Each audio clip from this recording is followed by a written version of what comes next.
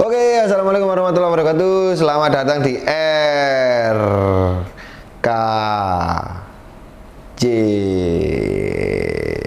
RJK. Rekomendasi jenaka, bukan RJK. RKJ. Yoi. Yoi. Oi. Jadi selamat datang di RJK. Salah lagi. Tadi RKJ, Cuk, bener, Cuk. Selamat datang di RKJ.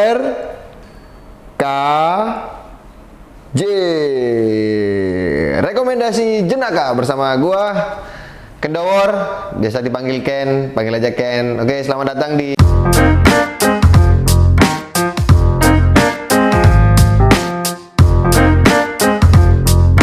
ini adalah program baru dari Republik Jenaka, yaitu RKJ.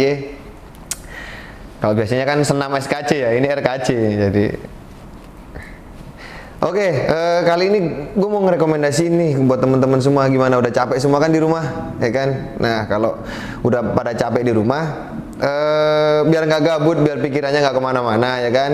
Ternyata gue baru beberapa bulan ini kan ngeliat film Korea. Anjir, Korea asik banget ternyata. Tapi nggak semua sih, ya ada beberapa yang tipe-tipe kalian lah.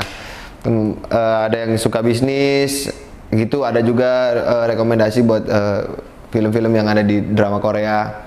Terus buat yang suka cinta-cintaan, yang bucin-bucin kayak gitu, banyak juga di situ. Terus buat yang ingin mengembangkan usahanya, dikemas secara apik pada proses romantis yang ada di drama Korea juga ada. Cuman nggak semua sih. Tapi ini ada satu film yang baru keluar di tahun 2020 ini, lagi hype banget. Tapi emang keren sih, emang keren banget. Judulnya itu Itaewon Class. 그저 그런 사람이 아닌 대단한 남자로 만들 거야, 내가. 고집, 객기 제대로 그려줄게. 이제 이태원 우리가 씹어먹는 겁니다. Jadi Itaewon Class ini diangkat dari webtoon sebenarnya. Dia udah ngebum di webtoonnya dulu, habis itu baru diangkat ke film. Jadi film ini tuh tentang, ini kayak bukan film cinta yang bucin-bucin biasa gitu. Menurut gua kalau lu ngelihat film tadi dari sudut pandang cinta, ya lu dapetin dah itu udah cinta. Tapi kalau lu ngelihat sudut pandang kekehnya dia, keras kepalanya dia dalam memperjuangkan usahanya dia yang dimulai dari nol, itu juga keren banget. Jadi lu udah sudut pandang lu nggak sudut pandang cinta sama sekali, tapi gimana caranya ngembangin usaha itu. Kayak gitu sih, mulai dari proses planningnya, mulai dari harus seperti apa, kayak gitu. Nah, ketepatan di sini adalah urusannya di F&B, jadi usahanya adalah food and beverage. Pada suatu negara tersebut ada usaha food and beverage yang paling terkenal kayak gitu. Namanya adalah Jangga. Tapi nanti gue nggak spoiler banyak-banyak. Di sini gue cuma merekomendasikan sesuatu yang seru, oke? Gue nggak berniat spoiler sebenarnya. Kalian harus nonton sendiri. Oke, terus habis itu balik lagi ya ke Itaewon Class tadi ya. Itaewon Class tadi ini film tentang sebenarnya banyak sekali ini sih, kayak pelajaran yang lu dapetin di situ. Kayak lu harus, ketika lu punya musuh, lu harus mengakui kalau musuh lu itu emang hebat. Semakin hebat musuh lu, ketika lu pengen berhadapan dengan dia, lu harus hebat gitu. Jadi lu harus tepat nih memastikan posisi musuh lu. Jadi di film ini si pemeran utama ini sangat memahami banget karakter musuh. Jadi dia juga mengakui bahwa musuh gue ini hebat, gue harus ngebaca dia, mulai dari autobiografinya, mulai dari kisah perjalanan dia kayak gimana, sampai dengan dia mencapai usaha yang segitu tingginya, segitu besarnya, sampai polisi pun itu harus nurut apa kata orang-orang yang ada di perusahaan tadi. Gila nggak tuh? Gila banget nih film nih.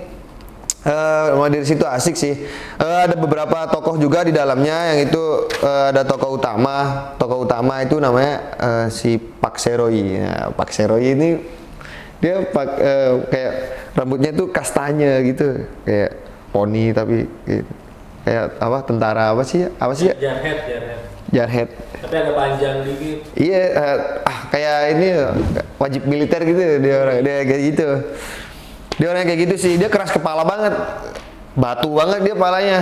Tapi dia memegang teguh prinsip. Jadi kalau gua salah gua harus dihukum gitu kan.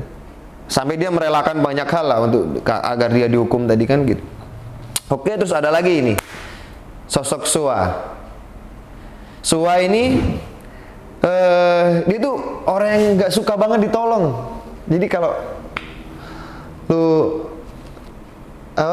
ditolong gitu kan, bukan nggak enakan, dia tuh malah ngerasa dia tuh rendah gitu kalau dia ditolong. Jadi kalau semisal gini, dia lapar nih, dikasih makanan sama temennya, tapi temennya tadi ngasih berdasarkan ini, dia anak yatim piatu tuh, gue kasihan tuh sama dia, dikasih. Nah itu dia ngerasa bahwasanya lu bangga ya dengan lu ngerendahin gue, dengan lu ngasih gue kayak gitu. Tapi dia nggak nolak, dia oh iya makasih ya gitu. Tapi dalam hatinya kayak gitu. Nah itu udah tertanam sejak kecil diri dia, sampai pada nanti dia gede, itu diceritain di film ini. Wih asik itu. Terus dia adalah obsesi menjadi seorang yang berkecukupan gitu, karena dia mungkin karena perasaannya yang capek hidup, udah dibuang sama orang tuanya, dia masuk ke panti asuhan, akhirnya termotivasi sendiri pada dirinya kayak gitu, sampai pada akhirnya dia tuh memutuskan untuk gue mau menikah sama seseorang asal dia harus kaya. Nah seperti itu disampaikanlah dia kepada Pak Seroye tadi. Pak Seroye ini kan cowok dia kan, sama Pak Seroye tadi disampaikan seperti itu. Dan karena Pak Seroye itu sangat cinta banget sama si Sua ini kan, sama si Sua ini sangat cinta banget, karena ternyata ada beberapa kekosongan di hatinya yang terisi oleh semangat daripada si Sua tadi. Gila, itu udah kena banget sih. Anjir, itu mulai dari beberapa episode, yang 4 episode itu udah mulai kena banget, dia udah mulai tertanam banget bahwa cuman dia yang bisa nyemangatin gua gitu. Jadi si Sua ini sampai melakukan sesuatu yang merugikan Pak Seroye, tapi Pak Seroye bilang nggak apa-apa, kamu melakukan itu agar kamu bisa hidup bahagia, itu bukan salah kamu, dia bilang gitu. Tapi tenang saja, kamu ngapain aja terserah kamu, aku pasti baik-baik saja kok. Kayak gitu tuh kata-kata yang gila. Jadi lu kalau ada sama pacar lu ya kan, pacar lu gini, lu jangan bilang pacar lu matre. Emang dia pengen hidupnya bahagia aja. Nah tinggal pertanyaannya gini, kalau si dia bahagia sama lu itu bahagia karena duitnya apa bahagia karena apanya nih? Kayak gitu. Itu perlu digarisbawahi. Di film ini kalian bakalan nemuin banget sih konsep-konsep kayak gitu, konsep-konsep kisah percintaan yang aduh keren banget. Terus ada lagi nih, muncul nanti di beberapa episode gitu, di seperempat episode, seperempat alur film lah. Jadi sekitar di 3-4 episode lu bakal nemuin yang namanya Jo Yiso sama Jang Geun Seo. Anjing nyusulin banget namanya. Pokoknya itulah. Pokoknya itu. Pronunciation-nya gitu. Apa? Pronunciation-nya gitu. Iya, pronunciation. Nah, lu nggak percaya gitu? Iya sih, Nih Mas kan udah tamatin 16 episode. Gue 16 episode nih, asal kalian tahu ya, gue 16 episode gue tonton 2 kali. Yang ketiga gue nonton, tapi sambil gue skip, gue cariin part-part yang emang gue lupa. Emang keren banget di film. Nah, Jujutsu tadi itu nalurinya dia kuat banget. Dia umurnya agak jauh sih sama Pak Seroye, yang waktu Pak Seroye sama Sua ini udah berumur hampir 30 tahun, baru si Yeso ini keluar. Dalam film itu dia bagaikan malaikat banget anjir. Kayak dia tuh orangnya 79% sosiopat, gila gak lu? Bersayap kan? Dia nggak bersayap. Anjing lu. Dia nggak bersayap. Jadi kalau ada malaikat yang nggak bersayap mungkin kayak dia, gitulah. Proses penempatan karakternya dia seperti itu. Emang keren banget sih, dia pinter. Dia sangat pinter lah, dia nalurinya bagus, dia pinter. Terus sampai-sampai si Yeso ini tadi menentukan arah hidupnya itu di umur 20. Gue harus pilih jalan ini, gitu kan. Karena gue tahu gue terlahir sebagai orang yang berbeda. Gue terlahir sebagai orang yang pinter dan gue luar biasa. Apapun yang gue pilih, gue pasti bakalan bisa mendapatkannya kayak gitu. Karena dia sosiopat juga, jadi dia selalu ambisi dan ingin menjadi seorang pemenang kayak gitu. Itu si Yiso. Terus ada lagi di situ namanya Yiso keluar sama Jang Geun-seo. Jang Geun-seo itu adiknya si Jang Geun-won. Nah, Jang Geun-won ini musuhnya Park Se-roi, Jang Geun-won ini. Gitu ah. Si Yiso tadi kan keluarnya dia bareng sama si Jang Geun-seo ini. Jang Geun-seo itu karakternya dia itu lebih seneng bersandar pada punggung yang lebih kuat, katakanlah kayak gitu. Dia bersandar pada punggung yang kuat. Jadi dia cuma pengen, gue kerja cuma pengen uang jajan, udah cukup. Gue nggak berharap, nggak memikirkan untuk berkembang kayak gimana, nggak. Tapi gue cuman nggak mau hidup sama orang tua gue gitu, karena dia adalah anak haram. Dia di situ terlahir dari anak haram. Kayak gitu. Nah, jadi di sini nih sebenarnya dari 5 orang sama Jang Geun-won. Jang Geun-won ini anaknya musuhnya Park Se-roi juga, musuh bebuyutannya karena yang mempunyai perusahaan jangga tadi.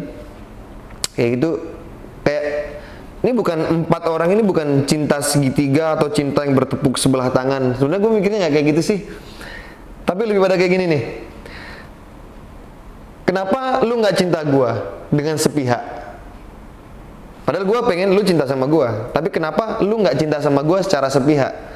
Maka dari itu izinkan gue untuk mencintai lu secara sepihak. Nah, itu anjing banget itu. Itu kayak gitulah intinya dari 4 orang ini.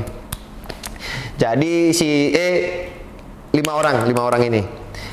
Jadi si Park Se-roi itu suka sama Yiso, ya kan? Tapi Yiso enggak sebegitu suka sama Park Se-roi, gitu. Yiso ini disukai sama Jang Geun-won, anaknya yang punya perusahaan jangga tadi. Tapi ini nggak suka, dia si Yiso ini nggak suka juga sama Jang Geun-won. Walaupun dia kaya banget ya, dia kaya banget, super duper kaya dia, gitu.